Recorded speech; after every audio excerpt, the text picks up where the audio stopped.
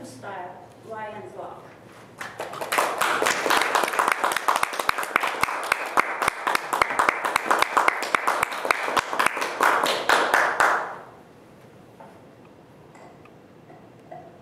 Good evening, everyone.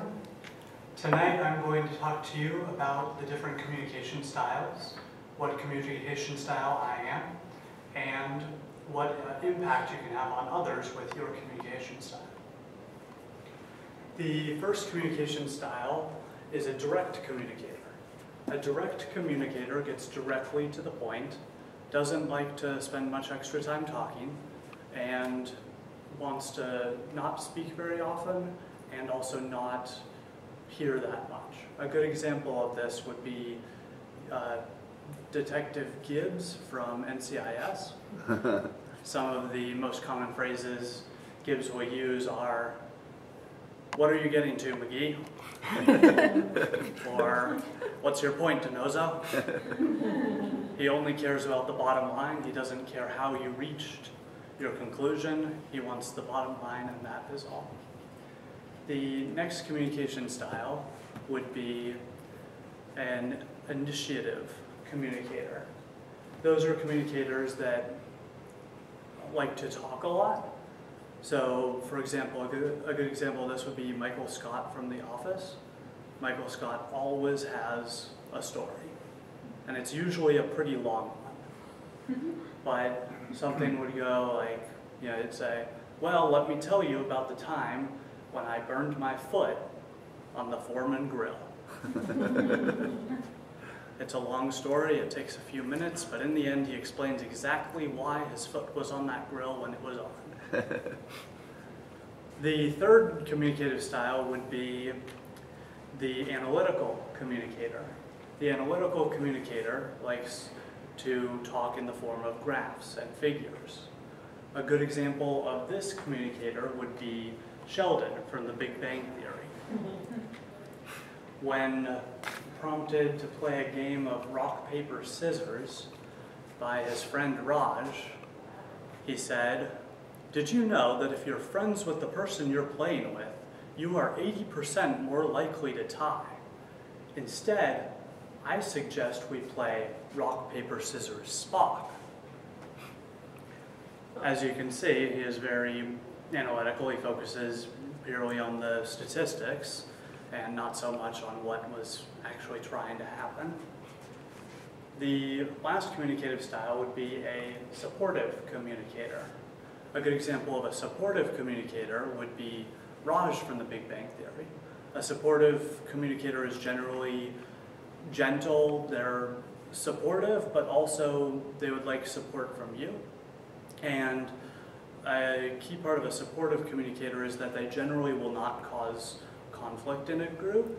So if you want their opinion, you have to take time and try to figure out what they're thinking. So Raj, I think, is an excellent example of this, because for the first almost 2 seasons of Big Bang Theory, he really didn't say that much. He was kind of a supporting character. He didn't talk a ton, but then also he needed a bit of reassurance from friends, but ultimately, once he started talking, once he grew more comfortable with the group, he actually had a ton of amazing ideas. So with this project, Toastmasters accompanied it with a test to figure out what your communication style was. I ended up scoring primarily a direct and analytical communicator. I had 4 points out of 12 in direct communication and 4 in analytical communication. So that was interesting. I definitely was very surprised that I was a direct communicator. In retrospect, I recognize that I don't always say that much and kind of want to get directly to the point, but I expected to be primarily an analytical communicator, because when I'm thinking about something or brainstorming, the way that I want to brainstorm is by seeing facts and figures and trying to figure out if they matter, and if they matter, what do they mean. So now I will talk a bit about how my communication style can affect people around me. So there are a few different things that each communication style would like. For a direct communicator, they want short answers that are directly to the point. They don't really want to hear about how you got to your conclusion. So what I could do for that is use my direct style and not talk about the analytics that went behind it, but merely summarize my findings.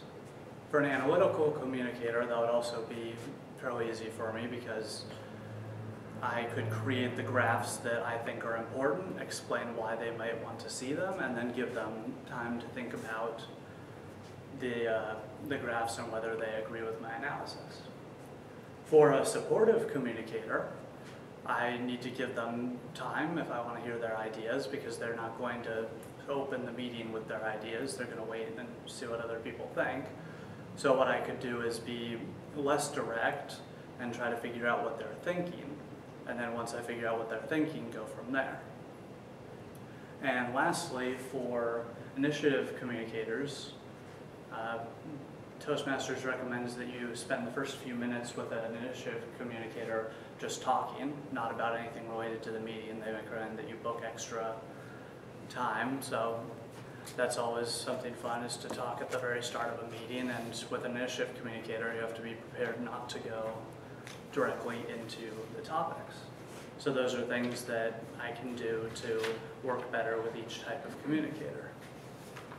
In conclusion, I learned a lot about different communication styles.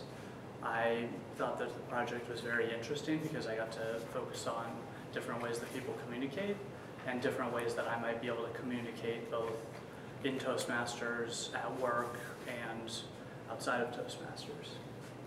Thank you.